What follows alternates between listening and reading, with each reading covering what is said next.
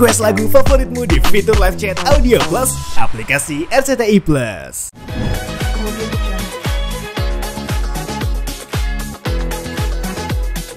Abang, terkait mungkin update kasus sendiri bang yang dialami klien abang nih Indra yang laporan di wilayah sini gimana bang? Mungkin progresnya sejauh mana bang? Oh, laporannya ke Polres Tiga Raksa ya? Betul.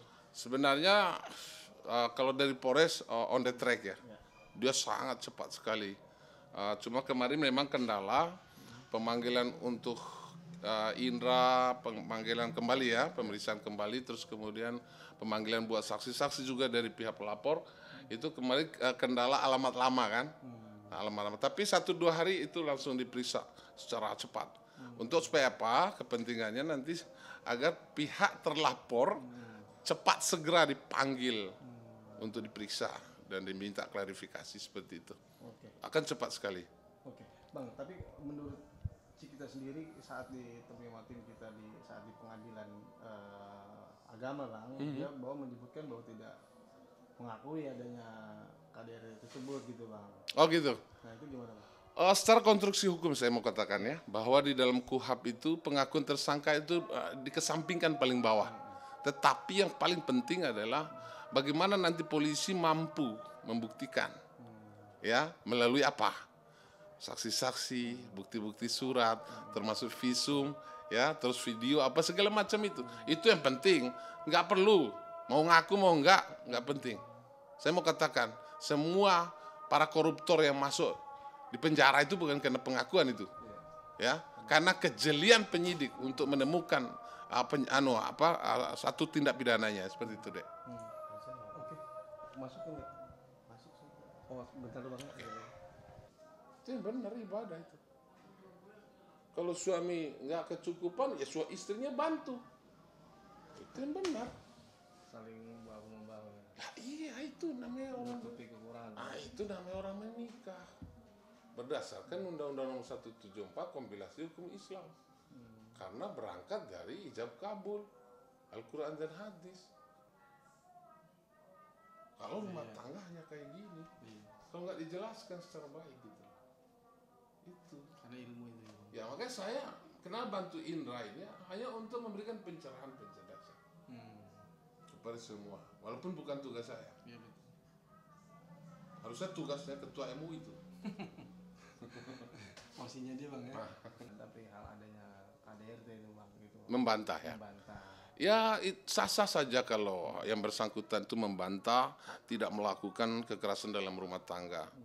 Ya, yang terkait dengan yang dilaporkan oleh Indra di Polres Tiga Raksa itu. Tapi begini ya, kalau lihat dari konstruksi hukum bahwa pengakuan tersangka sesuai KUHP itu paling belakang, dikesampingkan oleh penyidik itu. Makanya semua para koruptor di negeri ini yang masuk KPK itu bukan karena pengakuan ya, karena penyidik telah menemukan secara sah ya sebuah sikap atau tindakan perbuatan pidananya. Nah, jadi kalau polisi nanti menemukan bahwa apa yang dilaporkan kita itu ya dalam kekerasan rumah tangga, ya pasti jadi tersangka dia itu aja. Oke. Tapi gimana bang, artinya menurut abang sendiri bahwa ya Indra ini bisa dibilang lebih banyak diamnya gitu ya, kan Ziki yang sering tampil ke publik bahwa memberikan fakta-fakta mungkin yang dialami, termasuk masalah tadi yang abang cerita tidak dinafkahi dalam kurun 4 tahun ke belakang, ekonominya selalu Cikita yang cari uang lah bahasanya gitu.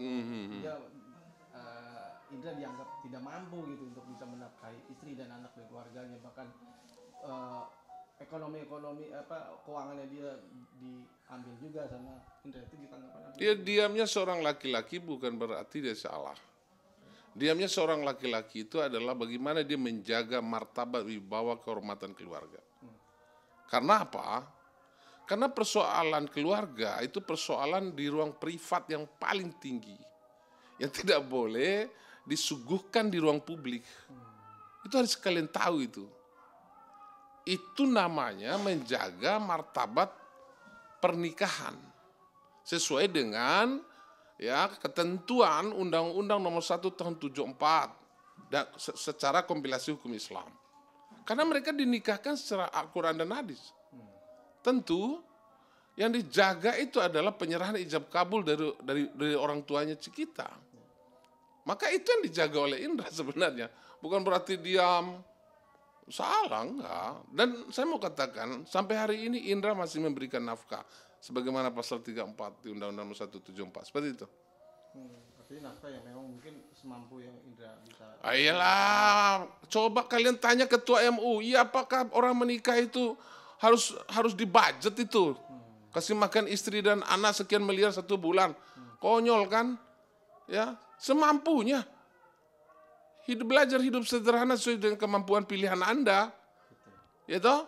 Kalau suaminya masih kurang hari ini, ya kalau memang butuh ya cari bantu. Dia juga harus bantu. Tetapi harus catat bahwa uang yang dihasilkan bersama-sama dalam rumah tangga itu adalah uang bersama. Catat. Mau cari hukum mana silakan buka. Itu uang bersama, tidak ada uang kita, tidak ada uang Indra. Sebab kalau kalian salah faham bahwa ada uang istri. Ada istilah uang zaman sekarang toh. Uang istri milik istri. Uang suami juga milik istri. Ngawur, bubarin aja itu pengadilan agama nanti membagi harta gono gini itu. Paham nggak? Nalar nggak kalian? Itu maksud saya. Jadi kita harus memberikan pencerahan, pencerdasan agar anak-anak, adik-adik, perempuan, istri-istri kita juga tidak kebawa itu pemikiran yang negatif dalam memaknai bahwa kekeluargaan, membangun mahligai rumah tangga itu bagian daripada sebuah peletakan ibadah kepada Tuhan Yang Maha Kuasa. Bukan sekedar hanya hidup enak di dunia, tetapi bagaimana menjalankan ya cara kita meletakkan ibadah kita kepada Tuhan. Jadi seperti itu. Agar menghasilkan regenerasi yang baik, anak-anak cucu yang baik, dan anak-anak cucu nanti ke depan juga dia punya spiritual yang baik tentang agama. Dia bisa meniru orang tuanya agar bisa hidup secara baik di dunia ini, bahkan sebagai sangu untuk akhirat nanti. Jadi seperti itu. Itu aja kok. Oke, Bang, tapi untuk masalah pemberian nafkah tadi Abang bilang bahwa Indra masih memberikan nafkah itu melalui siapa Bang? Artinya ya melalui istrinya lah. Ada kok rekam jejak semua kok. Ada bukti transfernya segala macam sampai dengan bulan ini. Termasuk anak gitu. Oh iya, bukan berarti dia ini kan keluar dari rumah bukan berarti dia menghindar dari tanggung jawab, tetapi menghindar dari kekerasan dalam rumah tangga yang sudah terjadi secara terus-menerus.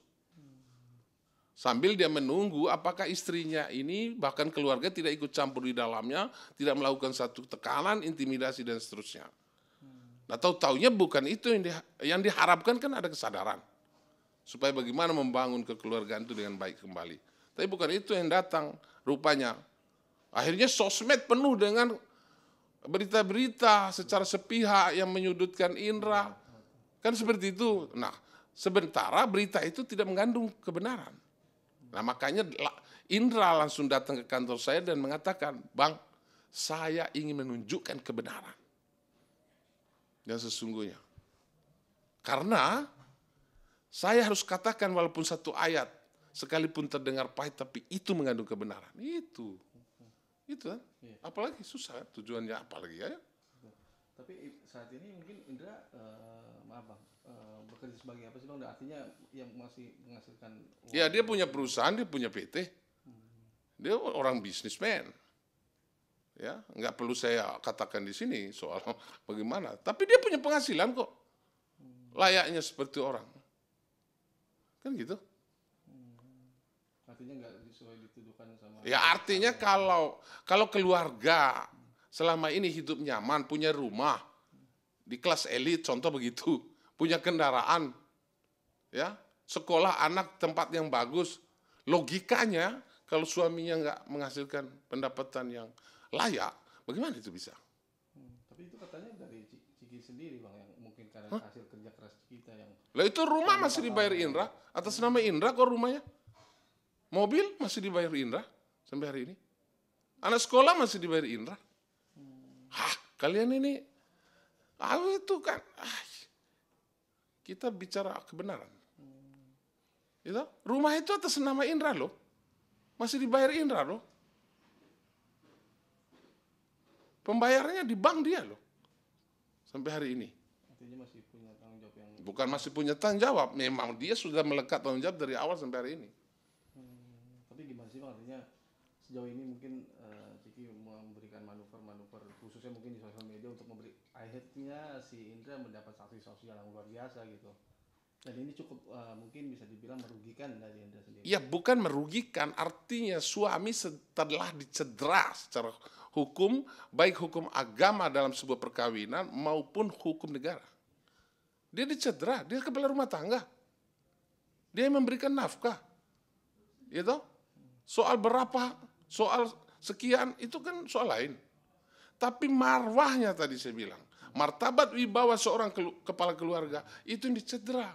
Mana ada rahasia keluarga di-up di media sosial, supaya dikonsumsi oleh ruang publik, gimana caranya? Cedera dong. Manusia mana yang nggak keberatan seorang suami? Seperti itulah kira-kira Indra mengatakan kepada saya itu. Saya kan hanya penyampai aja karena saya penyambung lidah saya. Jadi seperti itu aja deh. Oke. Bang, tapi bicara soal masalah kasus judi slot itu sendiri kan itu juga masih mencuat dan Ciki sendiri kan udah melaporkan hal itu gitu. Nah itu Indra mengakui akan hal itu nggak sih Bang? Enggak. Artinya gini loh, siapa yang mendalilkan dia yang harus membuktikan. Clear kan? Masa yang lapor, yang mendalilkan istrinya atau suaminya yang harus membuktikan? Kan nggak mungkin dong. Katanya dia punya videonya Bang itu. Iya, tetapi dia yang mendalilkan, dia yang membuktikan. Kalian nggak paham juga seperti Jokowi sering masalah ijazah juga katakan itu.